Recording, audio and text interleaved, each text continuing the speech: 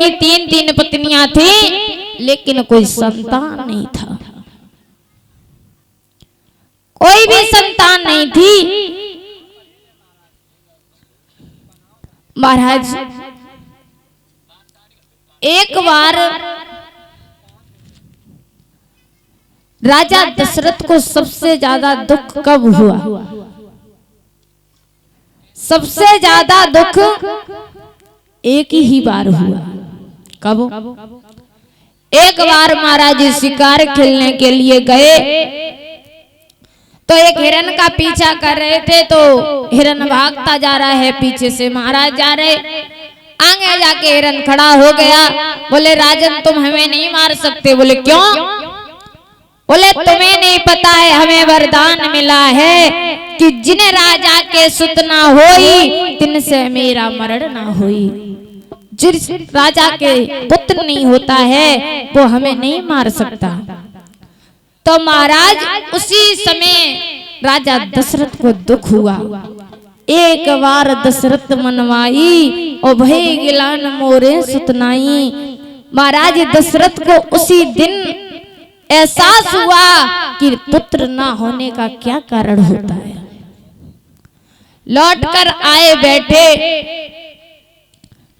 उदास बैठे हुए थे, गुरु वशिष्ठ आ गए। बोले बेटा क्या हुआ? दशरथ कहने लगे गुरुजी निज सुख दुख सब गुरु सुनाऊ, कहीं वशिष्ठ बहुविध समझाऊ। बोले बेटा क्या हुआ? कहने लगे गुरुजी अभी तक तो इंसान का करते थे कि राजा के कोई पुत्र नहीं है, लेकिन अब तो जानवर भी कहने लगे। गुरु वशिष्ठ कहने लगे बेटा तुम चिंता ना करो, धरो धीरे हुई सुतचारी और त्रिभुवन विविध भगत विहारी। तुम्हारे एक नहीं चार पुत्र होंगे, पर धीरज रखो, चिंता मत करो। बेटा तुम्हें नहीं पता है चिंता करने से या रोने से ना ही सम्मान मिलता है ना ही पुत्र मिलता है। अगर महाराज अगर रोने से अगर पुत्र हो जाए, खुद मरने से अगर पुत्र हो जाए तो तुम मर जाओ। जवाब दिया चिंता करने से दुख नहीं घटता है बल्कि उम्र जरूर घटती है। महाराज गुरु समझा कर कहने लगे दशरथ सुनो। और क्या कहा है?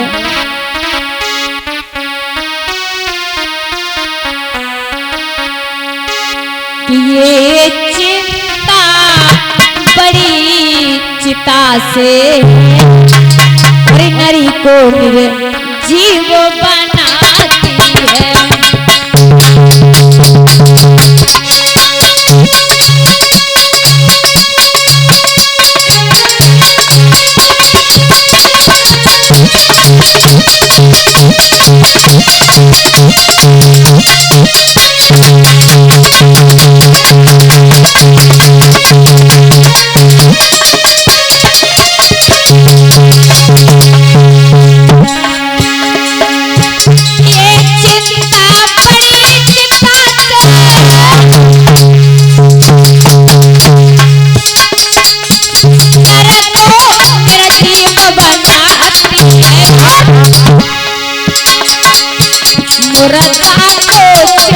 जलाती है जीवित को चिंता खाती है।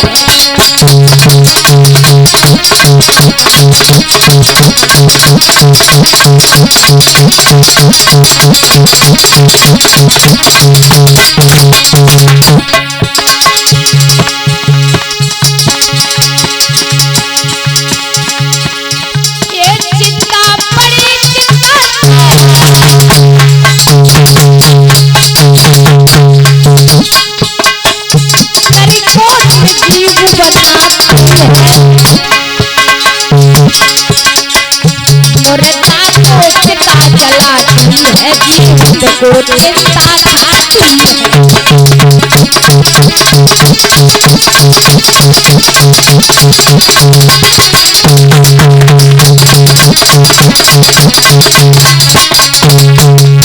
महाराज ये चिंता बड़ी चिता से है, नर को निर्जीव बनाती है, मुर्दा को चिता जलाती है, जीवित को चिंता खाती है। जवाब दिया, बेटा चिंता करने से कुछ नहीं होगा, तुम धीरज रखो, तुम्हारे एक नहीं चार चार पुत्र होंगे। बोले एक काम करो।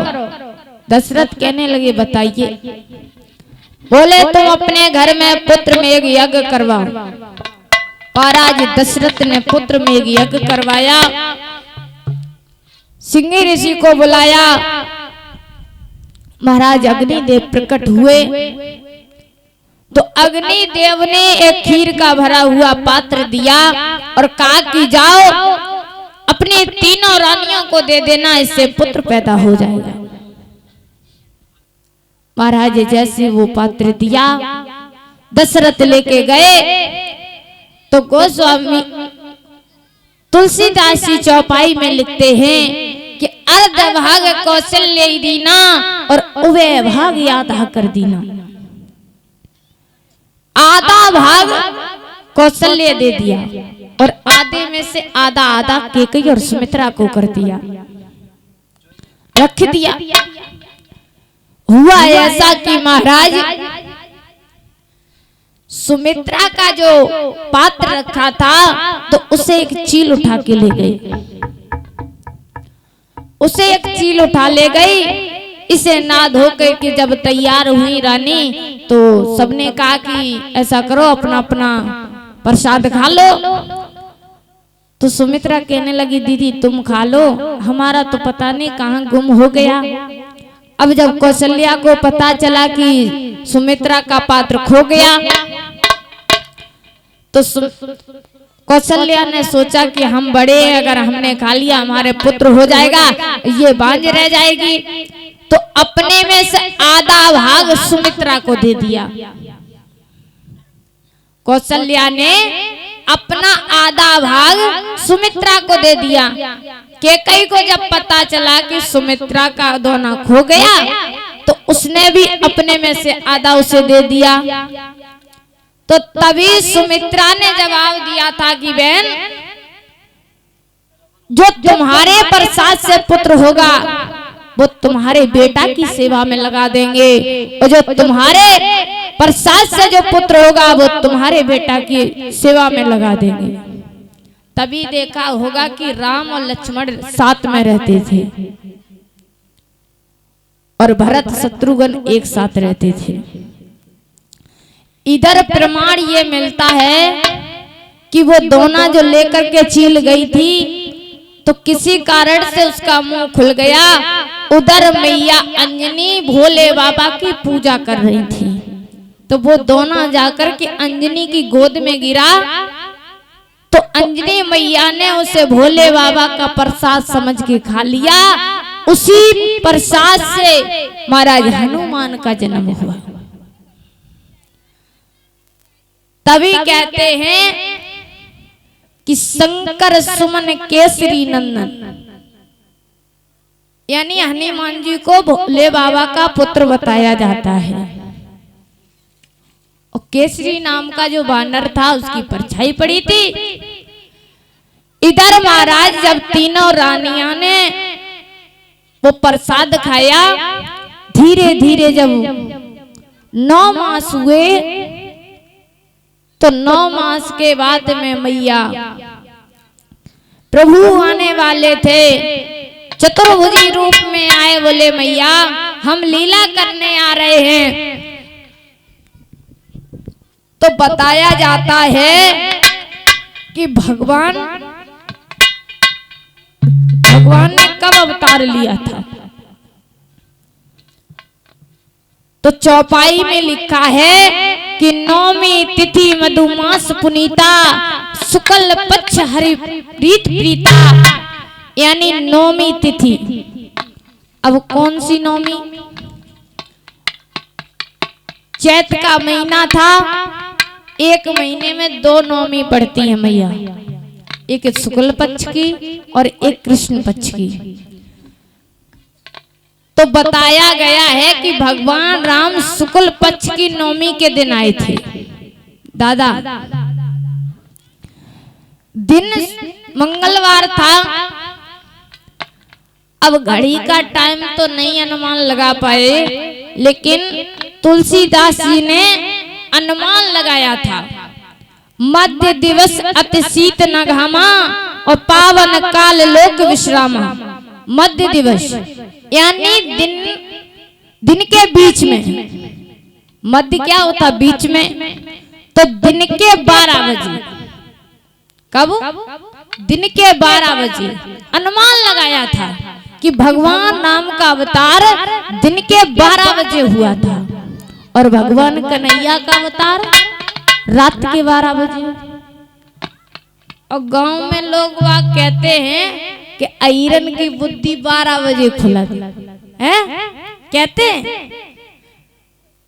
तो 12 बजने का कुछ महत्व है, इसलिए ये कहावत बनी है कि आयरन की बुद्धि 12 बजे खुला था। अब क्या महत्व है 12 बजने का, तो सुनो। लाला सुने तो 12 जे 12 बे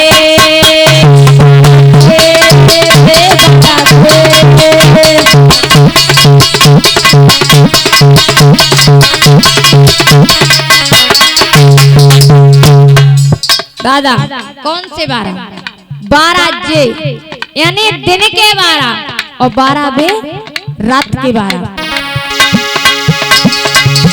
12 जे 12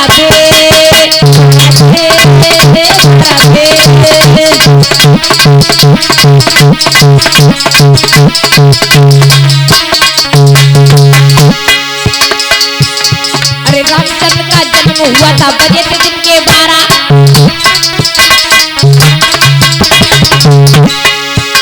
अरे रामचंद्र का जन्म हुआ था बजे थे दिन के 12।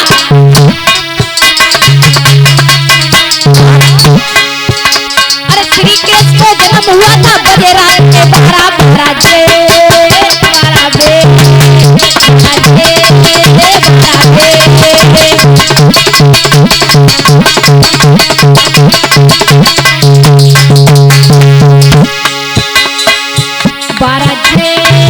12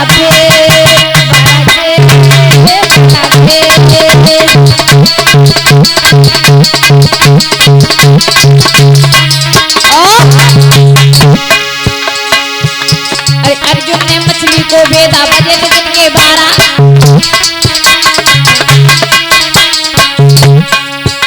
अरे अर्जुन ने मछली को भेदा बजे थे दिन के 12।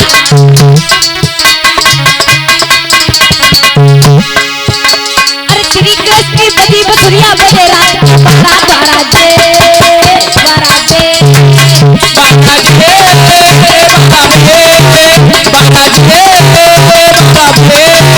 12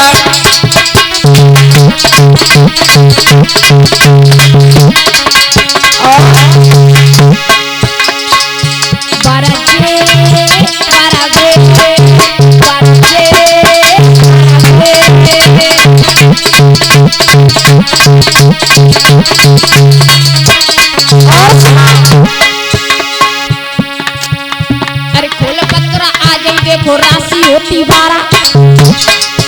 दादा राशि कितनी होती? 12। महीने कितने होते? 12। अरे खोल पत्र आ जाई देखो राशि होती 12।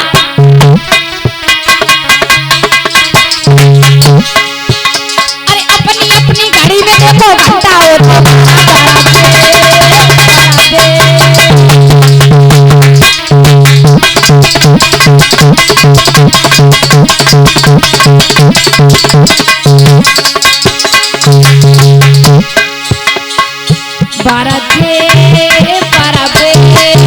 12 जे 12 बे